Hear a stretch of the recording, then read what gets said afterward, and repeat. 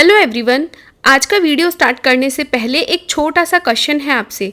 क्या आपने कभी नोटिस किया है कि जब स्केच पेन से लिखे हुए पेपर पर गलती से अगर पानी गिर जाता है तो कलर स्प्रेड होने लगता है?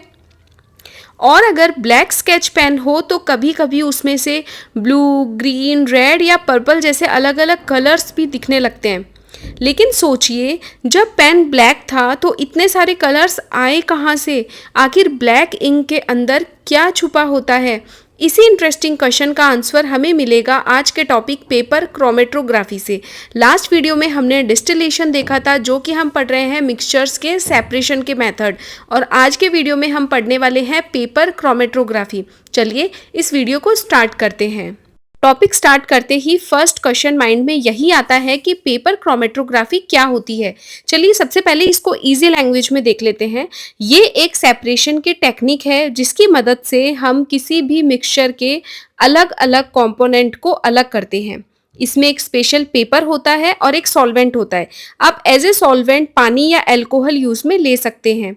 जब सॉल्वेंट पेपर पर ऊपर की ओर चढ़ता है तो मिक्सचर के अलग अलग कंपोनेंट अलग अलग स्पीड से चलते हैं और एक दूसरे से अलग हो जाते हैं। बस यही है पेपर क्रोमेटोग्राफी। ये एक सेपरेशन की टेक्निक है। अदर वर्ड्स में अगर देखें तो इसका यूज किसी भी मिक्सचर के डिफरेंट कंपोनेंट को अलग अलग करने में किया जाता है। यानी अगर किसी मिक्सचर में कई सब्सटेंसेस मिले हुए हैं और हमें उन्हें अलग अलग दिखाना है तो हम पेपर क्रोमेटोग्राफी को यूज कर सकते हैं। इस टेक्निक में पेपर एक स्टेशनरी फेज की तरह काम करता है और जो आपने सॉल्वेंट लिया है यानी वाटर या अल्कोहल, वो मोबाइल फेज की तरह काम करता है और पेपर के थ्रू ऊपर मूव करता है। इसे और अच्छे से समझने के लिए हम एक एक्टिविटी करते हैं। ये एक्टिविटी आपको स्टेप बाय स्टेप करनी है। सबसे पहले एक क्रोमेटोग्राफी पेपर लेना है। अगर आपके पास वो नहीं है तो आप फिल्टर पेपर भी ले सकते हैं। पेपर के बॉटम से लगभग 2 सेंटीमीटर ऊपर पेंसिल से एक सीधी लाइन खींचनी है और ध्यान रखना है कि ये लाइन आपको पेंसिल से ही ड्रॉ करनी है। पेन का यूज यहाँ पे नहीं करना है क्योंकि पेन की इंक भी सॉल्वेंट में डिसॉल्व हो सकती है और आपका रिजल्ट खराब हो सकता है। अब इस लाइन के सेंटर में ब्लैक स्केच पेन से एक छोटा सा डॉट बनाना है। अब एक बीकर या फिर आप ग्लास ले सकते हैं, उसमें थोड़ा सा वाटर लेना है और पेपर स्ट्रिप को इस तरह वाटर में वर्टिकली रखना है कि सिर्फ नीचे वाला हिस्सा ही पानी को टच करे। एक बात हमेशा याद रखनी है, वाटर लेवल इंक स्पॉट से नीचे होना चाहिए। अगर इंक स्पॉट पानी के अंदर चला गया तो इंक सीधा वाटर में डिसॉल्व हो जाएगी और सेपरेशन नहीं होगा। अब आगे क्या होगा, ध्यान से ऑब्जर्व करना है। जैसे जैसे वाटर पेपर के अंदर ऊपर की तरफ मूव करता है वैसे वैसे इंक भी उसके साथ ट्रेवल करने लगती है। वाटर पेपर के टाइनी पोर्स के थ्रू ऊपर चला जाता है। इस प्रोसेस को कैपिलरी एक्शन कहते हैं। इसी कैपिलरी एक्शन की वजह से सॉल्वेंट पेपर में कंटिन्यूअसली ऊपर मूव करता रहता है। अब आप देखेंगे कि ब्लैक इंक धीरे धीरे स्प्रेड होने लगती है। कुछ देर बाद ब्लैक कलर की जगह अलग अलग कलर्स, बैंड्स या फिर स्पॉट दिखाई देने लगते हैं, जैसे ब्लू, ग्रीन, रेड, पर्पल। अब एक क्वेश्चन, अगर ब्लैक इंक सिर्फ एक ही कलर होती तो क्या हमें इतने सारे कलर्स दिखाई देते? बिल्कुल नहीं। इसका मतलब ब्लैक इंक एक्चुअली एक मिक्सचर है डिफरेंट कलर्स डाइज का। अब सबसे इम्पॉर्टेंट क्वेश्चन ये आता है कि ये कलर अलग कैसे हो गए। इसका रीजन है कि कलर की वाटर और पेपर के साथ अट्रैक्शन अलग होती है। जो कलर वाटर के साथ ज्यादा अट्रैक्ट होता है वो सॉल्वेंट के साथ जल्दी ऊपर मूव करता है और वहीं जो पेपर के साथ ज्यादा अट्रैक्ट होता है वो धीरे मूव करता है। इजी वे में अगर देखें तो जिस कलर की वाटर यानी सॉल्वेंट के साथ ज्यादा अट्रैक्शन होती है और पेपर के साथ कम, उसकी स्पीड ज्यादा होगी तो वो सॉल्वेंट के साथ जल्दी जल्दी ऊपर जाएगा। वहीं अगर किसी कलर की वाटर के साथ अट्रैक्शन कम होती है यानी सॉल्वेंट के साथ कम होती है और पेपर के साथ अट्रैक्शन ज्यादा होती है तो इसकी स्पीड कम होती है।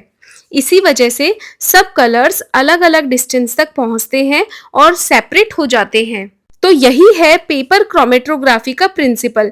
Different component move at different rate through the paper because they have different attraction toward the solvent and the paper, और इसी डिफरेंट स्पीड की वजह से सेपरेशन हो जाती है। अब इस पेपर क्रोमेटोग्राफी के रियल लाइफ एग्जाम्पल क्या हैं, चलिए देखते हैं।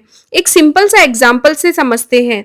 मान लीजिए स्कूल में रेस हो रही है, सभी स्टूडेंट्स एक ही स्टार्टिंग लाइन से रेस शुरू करते हैं, लेकिन सबकी स्पीड अलग अलग होती है। कोई बहुत फास्ट दौड़ता है और कोई मीडियम स्पीड से और कोई बिल्कुल धीरे, और रिजल्ट क्या आएगा, सब अलग अलग पोजीशन पर पहुंच जाते हैं।